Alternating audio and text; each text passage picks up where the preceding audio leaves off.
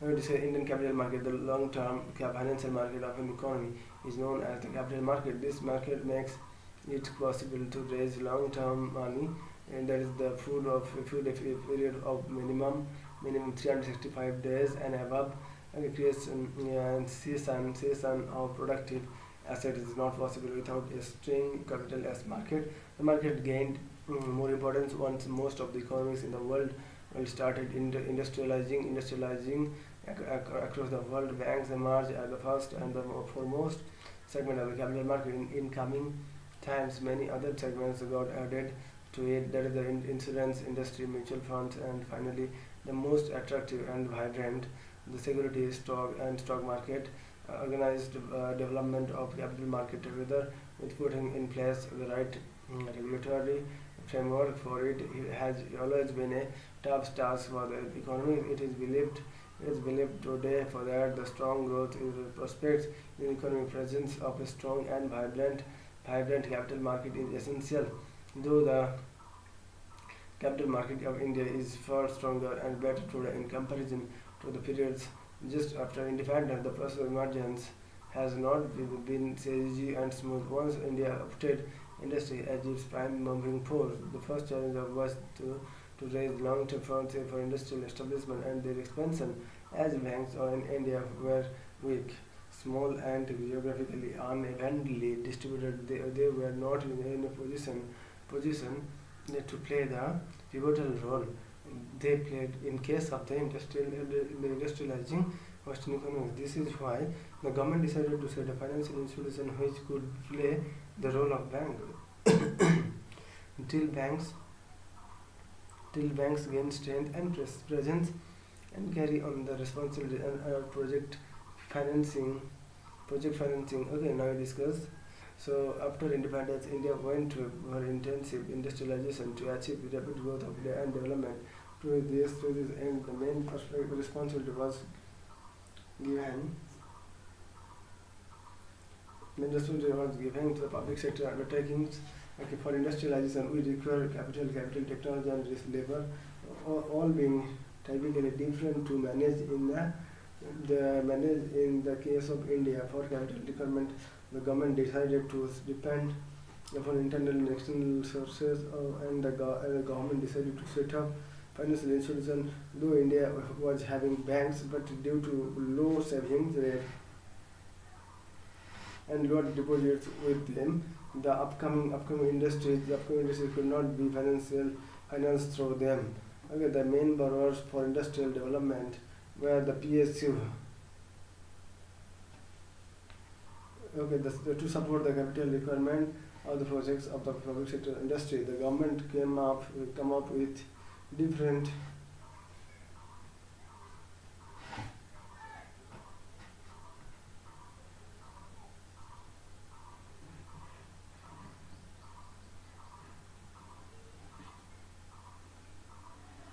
so here India having banks and due to low saving rates and low deposits. With them, the upcoming industries would not be financed through them. The main borrowers for industrial development were the PSU to support the capital requirement the projects of the public sector industries. The government come up with different types of financial institutions in the coming years. Industrial financing supported by these financial institution was known as a project financing in India. Okay, so over the time, Indian capital market started to have the following segments: financial institutions. The requirements of the project financing made India to go for a number of PFI from time to time, which are generally classified into four categories: All India Financial Institution, AIFI, All India Financial Institution, the All India Financial Institution or IFCI, 1948, ICICI, 1955, IDBI, 1964, RCCB, and in 1990, IAB, 1997. All of them were public sector FI except ICICI, which was a joint sector venture and with initial capital coming from the RBI. Some foreign banks like banks and FI. Okay, the public sector FI were funded by the government of India. In 1980, all Indian banks acquired over a capital base and by And by 1990, when the stock market became popular, it becomes easier to corporate world to tap cheaper capital from the segment of the capital market. The year of economic reforms had given the same option of the PSU, the top new capital, tap new capital as the AIFI had more or less fixed rate of interest as compared to the banks, which could mobilize cheaper deposits to lend cheaper, or the AIFI seemed to become irrelevant. The AIFI witnessed a sharp decline in recent years. At the juncture, the government decided to convert them into development banks, suggested by the R Singh Committee, want to be known as the All Indian Development Banks. In 2000, the government allowed ICICI to go for the reserve merger when an elder enterprise is merged with a younger one with the ICICI Bank. The first AIDB emerged with no obligation of project financing. Such entities in coming times will be known as the Universal Bank, allowed to set up as many financial institutions they wish to, such as insurance, merchant banks, mutual funds, etc. In a similar move, the IDBI was reverse merged with the IDBI Bank in 2002, and the second AIDB emerged, but it has still the obligations of carrying its project financing duties. In 2002, the government proposed to merge IFCI and IBI with the nationalized banks PNB to create a big universal bank. Okay, it is believed that PNB was unwilling to go for this merger as the FI were running at heavy losses. This move was correct as per the recommendations of the Narasimhan Committee. To the extent merger is concerned, following its three-tier banking structure of India, but fought against it. The committee has advised not to merge weak banks with either weak or strong banks. So presently, the government is trying to make IFCI and IFVI to turn around their business and emerge as profitable entities. They are busy recovering their dues and improving their balance sheet. Meanwhile, at present, there are only 4 financial institutions operating in the country, HIFI, regulated by the RBI, that is NABARD, SEDBI, Exim Bank, and NHB, specialized financial institution. So here you can see specialized financial institution. Okay, very long it is.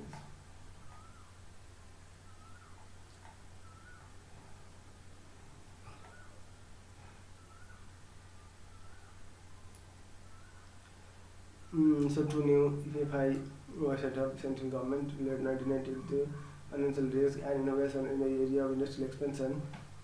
This was India's trialed in the area of venture capital funding IFCI Venture Capital Funds Limited, IFCI Venture 2000. It was promoted as a risk capital foundation in 1975. Okay, IFCI Limited researched to provide financial assistance to first generation professionals and technocrat entrepreneurs setting up a ventures through soft loans under the risks capital schemes. So here venture capital scheme. Okay, so VCA US in 1991 with the funds coming up the IFCA reflects the company's activities. The name of the RCTC will change in the IFCI Ventures Capital Fund Limited for 2000. Okay, it specified undertaking of the Unit Trust of India. Hackers 3 under the management of FCI Ventures was transferred to SUTI, Tourism Finance Corporation of India Limited, 1989.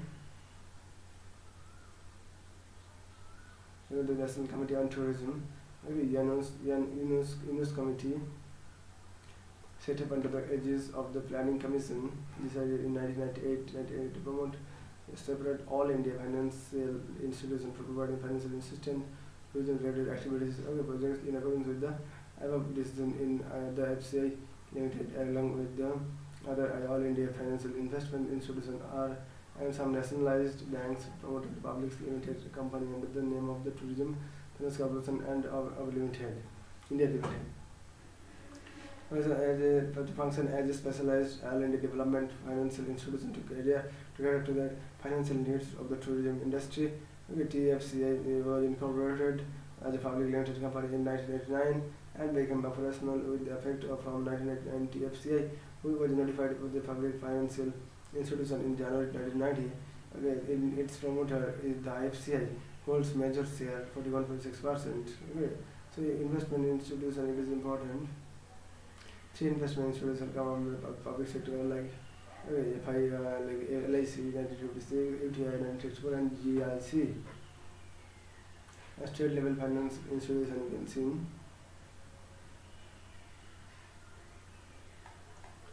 So it is the important thing. So last time we discussed banking industry. Okay, financial regulation. Okay, next time we discussed all the things. Okay, so thank you friends.